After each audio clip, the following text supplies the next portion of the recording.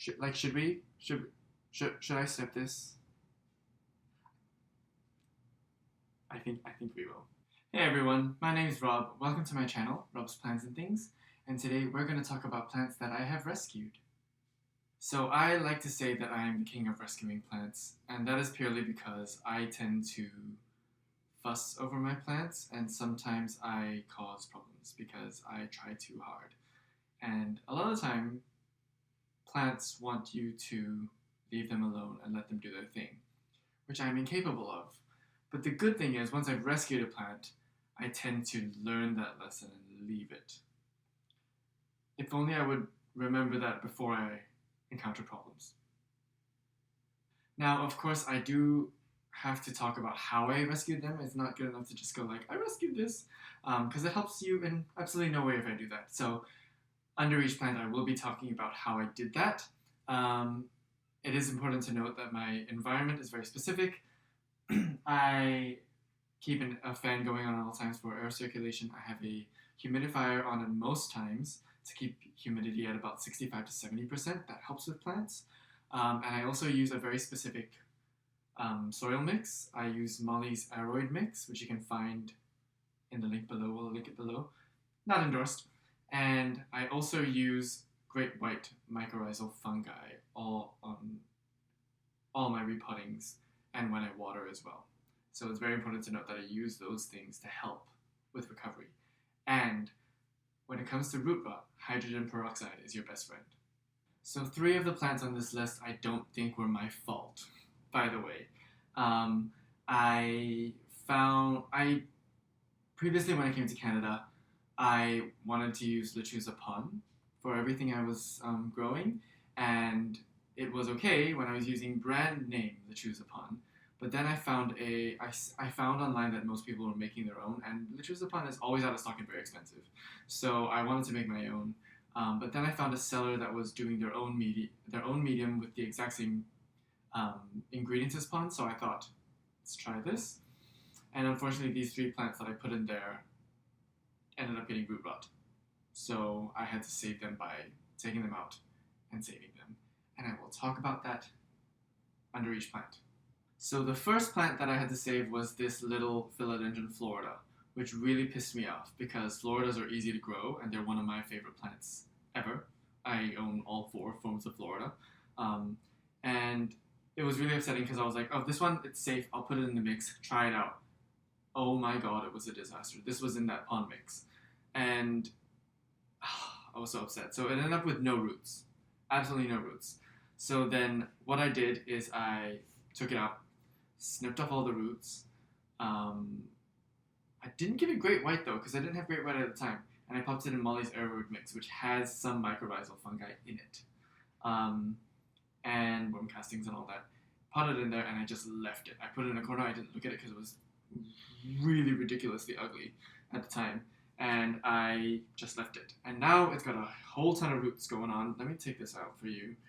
Oh, now, I shouldn't do this, but I'm gonna do it because this thing is popping out of its pot anyway. Like, it's growing roots and the roots for some reason are pushing it out of its pot. So if you look here, like, I think you can see the roots popping out there. Yeah, because every time I come to check on it, the roots are pushing it out of its substrate. So I'm just gonna take it out anyway because it needs to go back in. But, oh. That was a cat. RG. Because Lionel's in here with me. But anyway. This is all new root over there, which is nice. I really shouldn't take it out, but it's popping out anyway, so I need to shove it back in. But that is brand new root over there. Look at that. Okay, I'm gonna have to get Archie. Okay, where is that plant? Okay, so that is all brand new root. Like I said, I shouldn't take it out, but it was popping out anyway. I'm gonna have to put it back in, and Archie should not be near this because he will bite it. So that, look, that one honestly was probably the easiest out of all of these to save, purely because it's an easy plant, and philodendrons are easier to save. Oh, there's a new root coming out. Oh, do you want to go down? And yeah, so that one probably is probably the easiest one of all of them and the least stress-inducing because I knew it would recover. It had like no roots on it, and now it's got like 1, 2, 3, 4, 4 roots. So that's great. So I'm gonna have to put that back in its pot now. But that was Philodendron, Florida. Go back in. Don't snap a root, please. Go back in. You're doing really well. Yeah, good boy. Good boy. Stay there. Stay there. Good. Come on.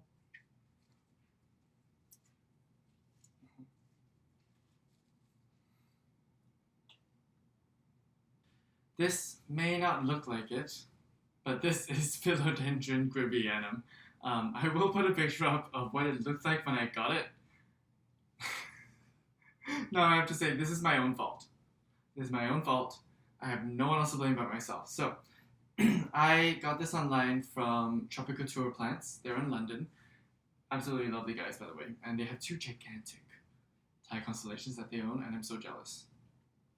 Anyway, the gribianum had 4 leaves on it, and they were big, they were lovely, it was climbing, and it was in moss, and honestly, it was in a moss of like moss and perlite, and I could have kept it in that mix for I think the rest of its life if I wanted to, but stubborn me had to go and put it in something else. So not only did I not wait a full 2 weeks to repot it, but I also repotted it into the AROID mix straight away, and it was just so unhappy with me. It was so unhappy.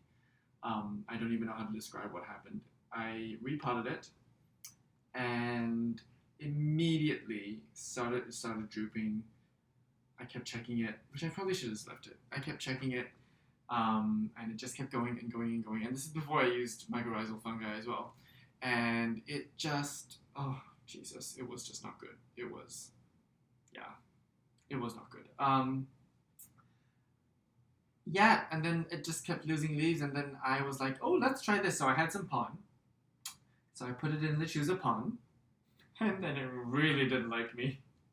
And it decided to proceed and drop every single leaf, and just become a stem. And luckily, the roots survived. So I put it in there. No, first what I did is I soaked it in a mixture of hydrogen peroxide and water. Very little hydrogen peroxide. I don't even measure how much, but it's like I eyeball 1 to 10 or something like that, 1 to 9 or something, and put it in there, and I was like, look, I don't think there's any hope, so I stuck it in the corner under a grow light, and it's got a new growth, and this came out just this week, I think. So I saved it somehow. I saved it. Oh, I also used mycorrhizal fungi for this one. Once I potted it up, lots of it. I saved it. I'm so happy. Look at this. Oh, I'm so excited for this to come out because gribianum's leaves are just gorgeous. Absolutely gorgeous. And I'd never heard of the gribianum until I saw it on their website. So very happy about that. But yeah, I'm really annoyed with myself for doing that because honestly, it could have lived in that substrate for like a year or 2 before it needed to be repotted anyway. And I was just like, you know what, I'm gonna, stupid. So stupid. But it's going well now, and now it's in a substrate that I'm more used to using anyway, so I mean, I guess that's a good thing. So this is another victim of that disastrous pon mix. This is my king Anthurium, or the Anthurium veitchii, and this was one plant that I desperately wanted when I moved to Canada, and it is actually one of the first plants I bought when I moved into my new place. I bought it along with the next plant that I'm going to mention as well. I bought it from North Shore Tropicals. It had like 5 leaves on it. It was so beautiful. It had a new leaf growing, which was this one, and it was doing so well. It had an amazing root system. And the pon mix. Yeah, it just like, I put it in the pon mix, and I put it in the corner where I knew it would be happy, and every leaf just started yellowing, like just yellow, yellow, yellow, and I was like, oh boy. And if you're around plants long enough, you know what's happening at the root system by looking at the leaves, and I knew it was losing roots. I knew it was rotting somehow because I'm a recovering overwaterer. So I used to rot everything. Actually, overwatering is not the term. It's like rot. Like I used to rot everything basically because I used to water it too much. Yeah, that's overwatering, I guess. But yeah, so that was upsetting. So I pulled it out, and it basically had no leaves. No roots. It had no roots whatsoever. So I had to snip it back to whatever it had, which was like 2 stumps of a root. Ah, Lionel, no. Woo. Attack of the cats. Attack of the cats. So Lionel's napping right where I situate the camera usually, and he's knocking it over. Let's see if I can just straighten this up. There we go. I think that's okay. That's better. Yeah, okay. And he just shifted in his sleep and knocked the camera a little bit, and almost off its perch. But anyway, where was I with this? Yes, okay, so what I did is I soaked it in hydrogen peroxide for like a few days actually. I was waiting for soil mix to come in and the mycorrhizal fungi. So I soaked it in there for like 3-4 days, and then I popped it in the soil, Molly's AROID mix with the mycorrhizal fungi, and it's taken off with its roots. It's decided it wanted to grow roots again, which was absolutely lovely. I snipped off a bunch of leaves because it was just wasting energy trying to keep those leaves around. So, and I'd rather, it put energy towards keeping whatever it has and growing new root leaves. So, we're not even going to talk about the leaves because nothing new has come out since I got it. But if we can see, let me see if I can find roots. So there's one there. There's a root there. Yep. And then we have roots there. These are all new, by the way. They popped up recently. There. And we've got roots. Oh, it's doing well, basically, this plant. And I'm very happy with this plant. I have a very budget IKEA cabinet. It's like a really, I bought it on Facebook Marketplace and, sealed it up, and it's doing really well. And this is in there, and I'm planning on getting a queen Anthurium and putting it right next to it, and that'll be gorgeous. But yeah, so that's why mycorrhizal fungi, hydrogen peroxide are your best friends, really, when you're trying to save something from root rot. Because look at this. And then make sure that your mix is real chunky. Like real chunky. Chunky and airy, basically. So this is my Monstera albo. And I am very proud of this one because this one probably got the most root rot out of all of them in that disastrous mix. It was, I was so upset because this was I've never had one of these and I really wanted one, and it was one of the, when I came here, I had the money and I was like, I'm buying this plant, and I bought it. And it came from North Shore Tropicals in Vancouver, and it was such a healthy specimen with a ridiculous root system. It was take this leaf away, it was these 3 leaves, and it was just all root, just roots. It filled the pot. I was so happy with it. And then I was like, you know what, it's gonna do well. Famous last words. So I put it in that pond mix. And the problem with Monstera is it doesn't always show signs that something's wrong. So it showed absolutely no signs. It has the exact same leaves that it came with. It didn't lose any leaves. It didn't droop. Nothing. I couldn't tell that there was anything wrong with it until I found rot on my other plants that were in the same mix. Took it out and was like, oh, that's a disaster. A major disaster. I got this in May. The 2nd week of May this year. And it's been how many months now? It's now August. So a while. And and they already grow slow. So I was never gonna get many new leaves after the rot situation. But it's recently given me this leaf, which I'm so happy about because I was so worried it would be reverted as well. So that's nice, and it's a big leaf too. It's bigger than the leaf before it. So but the thing I'm so excited about is the roots on it, which I've shown in a previous video before, are just ridiculous. Look at that. One of these roots is actually coming from the moss pole down into the mix, and I'm so happy with this. I'm so ridiculously proud of myself for saving this thing. I did the same thing that I did with the king, which is I soaked it in the hydrogen peroxide mix, that solution, for 3 days, 3 to 4 days. I can't remember how long exactly. It looked miserable, by the way, in that thing. And then I potted in Molly's AROID mix with the mycorrhizal fungi, which, by the way, best thing I've ever purchased in my life. Like, I will never regret buying that. I will spend all the money on that. And then I watered it, and I left it in the corner with, not a corner, over there, on the left, near the window, with grow lights above. And it finally pushed out this leaf, I think like a week ago, and it's still hardening off. And oh, I'm so happy. I'm so happy with this thing, because I swear I almost cried when this happened. It was so bad. It was so bad. Yeah. But yeah, and also it honestly, I don't even know what else to say. Fertilize your Monsteras, by the way, because they want it. So I fertilize this every watering with a very dilute solution, and it just absolutely adores it. It's great.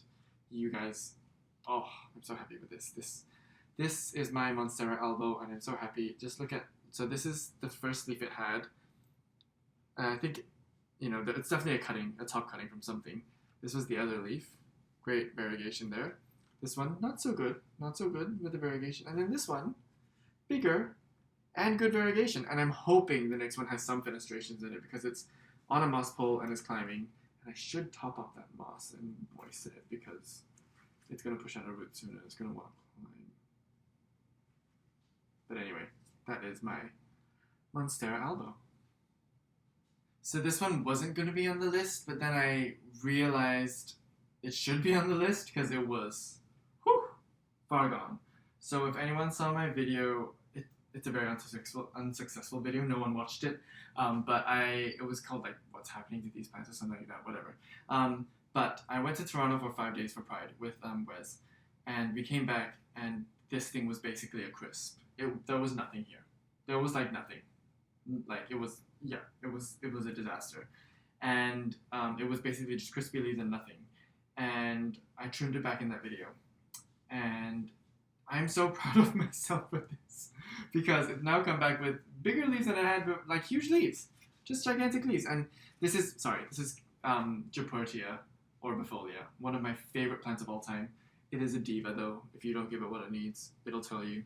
And it's just come back even stronger than before, because the previous one, it had grown in a greenhouse, so obviously like 75 to 80% humidity at all times, I think 75 to 85 probably, and amazing light, and it was crisping up when I had it. But now, these leaves, if you can grow growth in your conditions, that growth will stay and won't crisp up, because it's used to your conditions, and this is used to my conditions. Like, the orbifolia is one of the best plants in the world. I like it, one of the most beautiful plants in the world, because it gets these huge leaves. They can get the size of like, I don't know, like your torso.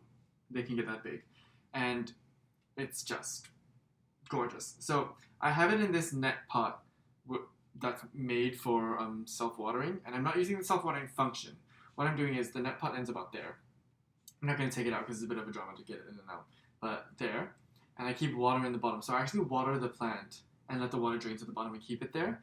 And it keeps humidity high in there. That was just a fleck from the plant that just came up. It keeps humidity high in there, and it keeps the soil moist without overwatering it. And it's loving it. Now, again, I used very unconventional. I used Molly's AROID mix for this, which most people would find really weird, because like it's a well-draining mix, and you want something with a little bit slightly more water retentive qualities, because it's very airy and it's very well-draining, and that means that there's not much moisture. I mean, there is moisture, but it's not as good for a prayer plant, but it seems to love it. And I think the trick is I keep that water in there, which allows humidity through.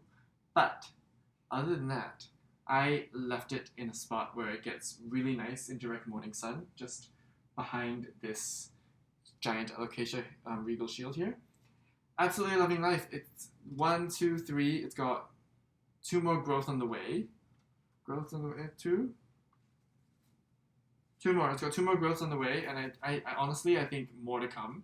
And I absolutely love seeing Japonicums, Calatheas, and any prayer plant unfolding a new leaf, because it comes up like a rolled cigar, and then it slowly opens up, and it's just absolutely gorgeous. I have to keep this away from Archie because Archie will eat this. He absolutely loves this. He's an asshole. But yeah, this is Japonicum orbifolia. This is Philodendron rubijuvenilum L choco red. And this one's so exciting. I'm so excited about this one, guys. So, you would have seen this in my May favorites video. It was basically this crummy leaf, this, no, 2 new growths, and that was it. Okay? So there's a bit of a story behind this one. Living in Australia, these are really hard to come by. They're so expensive and hard to come by. Almost non-existent, to be honest. And I told myself, once I move to Canada, I'm going to get one. I'm going to get one, I'm going to get one, I'm going to get one. And I was looking online, and they're so expensive. And I'm not surprised, and I was willing to spend the money. But on Facebook Marketplace, someone was selling one for $90. It was a base cutting. She didn't want it because she thought it was going to be top cutting. So she was selling it for $90 for the price that she bought it for, basically. And I was like, I texted her, and I was like, look, I'm moving to Guelph. I was living in Toronto at the time. I'm moving to Guelph. Would you be able to hold it for me until the day I move? And she said, yep, no problem. I can do that. And so I was like, okay, cool. A few days before, she texts me, and she goes, hey, I don't know what's wrong with this plant, but its 2 leaves are really going. Like, they were turning into this crispy situation here. And she was like, the roots look fine. She took it out of the pot, and the roots look good. She just had no idea what was going on with it. And I was like, and she said, if you still want it, I'll sell it to you for $50. And I was like, you know what? I can do a rescue plant. I'm the king of rescuing plants. I can do this. And turns out I am the king of rescuing plants. So I've tried to kind of diagnose what was going on with this. I think she gave it too much light. And it was like just not okay with it. It was not okay. It was like this. It was like no. And it had 2 leaves. I don't think I have a picture of it, but if I do, I'll put it up. Had 2 leaves. One was like just gone. It was never going to make it. This one has made it. I'm going to get rid of it eventually. And I put it on the pole, and I was like, look, let's just, and I had Lechuza Pond, like brand name Lechuza Pond at the time. And I was like, you know what? Let's put it in Lechuza Pond because it's $50. I don't really have anything to lose with this plant, right? Like, I've already gotten it for like almost half the price that she was selling it for, and way lower than what people sell it for, like as an actual plant. So I was like, let's do it. So I put it in Lechuza Pond. The roots were happy, by the way. I also have to say that the soil mix was just way too dry. It was so dry. Like, I could crumble it with my hands. It was that bad. Just crispy. And so I did that, put it in there, put some water, left it. It has not left this pot since I got it. And it put out, the new growths were not great. So it started crisping up on this leaf, and I was like, you know what? Let's keep it. It needs photosynthesis. It needs the leaves, so I'll just keep it. It's going to go soon, by the way. It put out this thing, which I was like, meh. But the good thing is it had 2 growth points from the one stalk. So I'm hoping this one gives me a new growth as well. And then it put out this leaf, and I was like, okay, now we're getting there. Now we're getting somewhere. And I knew that the initial growth would be a bit off because it was, first of all, this one would be off because it was adjusting to the pond. They have to adjust to that. And then this was adjusting to humidity because it's not, it's not ideal humidity. It's not 90%, which it would want.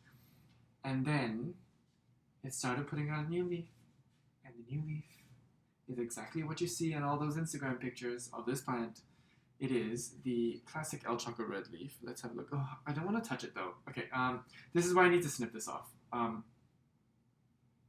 Should we? Should I snip this? I think we will.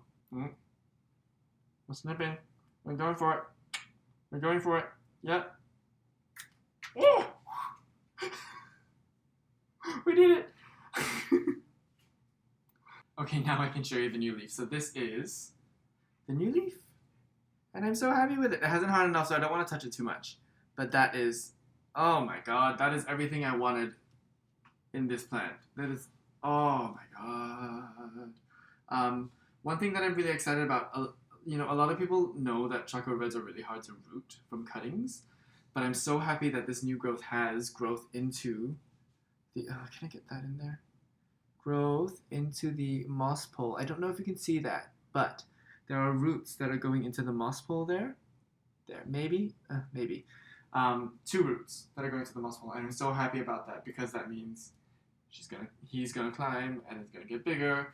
And I really, really hope that this leaf also puts out new growth, so I can have like two kind of like growth points. I don't know if it will. Doesn't look like it. Even if it doesn't, what ifs? I don't. Doesn't matter to me. I still have the plant that I want, and I'm so happy with this plant. I do water it with fertilizer. The water reservoir has very dilute fertilizer in there with mycorrhizal fungi as well. Now I'm gonna lift it out. Please. Oh, that's not root rot. That's fish fertilizer. Oh, I can't tell if it's fish fertilizer or if it's the fertilizer that Lori convinced me to try. I can't tell. Oh, it's both.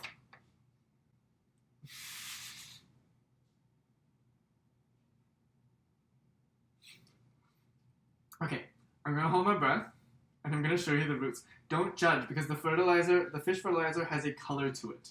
So the wicking system has a staining to it. Please don't think I'm gross. It's just something I can't help with. The fluid in there has color to it because the fish fertilizer has color. So there's nothing I can do about it. Please don't be grossed out. But I want to show you the roots on this. So I'm good. Okay. I'm gonna hold my breath. Okay, I can't hold my breath, I have to talk. But I don't know if you can see these roots. Can you? I can see them. There's a root right there. Right there. There. And there's another one. Oh, let's see. Over here. There are roots here. Yeah. So this thing is doing really well. And honestly, with the pole, I don't think it's going to need a bigger pot. I'm going to keep it in this for basically the next few years until I can get more pond. I think there's pond online now, so I might go and buy some just in case I need them. But I have started experimenting with fluval stratum as well, so that's exciting. But anyway, back to the topic. I absolutely adore this plant. I'm so happy with it. Turns out this plant really loves pond, which is nice. And I would recommend this plant. It's expensive. I know it's expensive. It is more expensive than most. It's more expensive than like your gloriosums and your, I don't know what else, like your melanochrysums. Like they are more expensive than that. But it is very gorgeous. And I have not had any pest pressures with this since getting it, even though it was in a very vulnerable state. Lionel, please don't. I'm just gonna. Yeah, okay. So even though it was in a vulnerable state, it didn't have any pest pressures, which I absolutely adored. And it was so easy care. I just put it in a corner with not that much light, by the way. I wasn't supplementing light. So I only recently got grow lights in this room.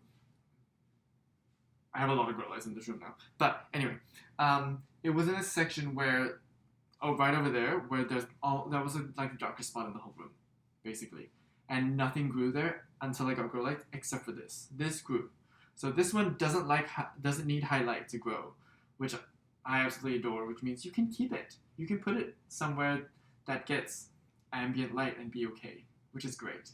But yeah, so this is Philodendron El Choco Red, and this is like my number one. Like this is a plant that I'm so proud of, and I'm very happy to tell people that I rescued this because this is. I mean, yeah, like, I don't know how else to say this.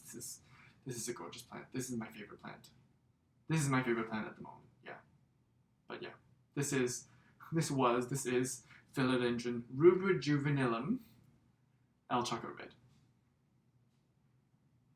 So those were plants that I've recently rescued. I have a few more that I'm working on, which I will talk about in growth updates. They are doing well. They're all thriving, but there's no new growth on them, so I don't see the point in talking about them at the moment. So I probably will do another video like this in the future. So if you like this video, give it a thumbs up and subscribe to my channel, and I'll see you next time. Bye!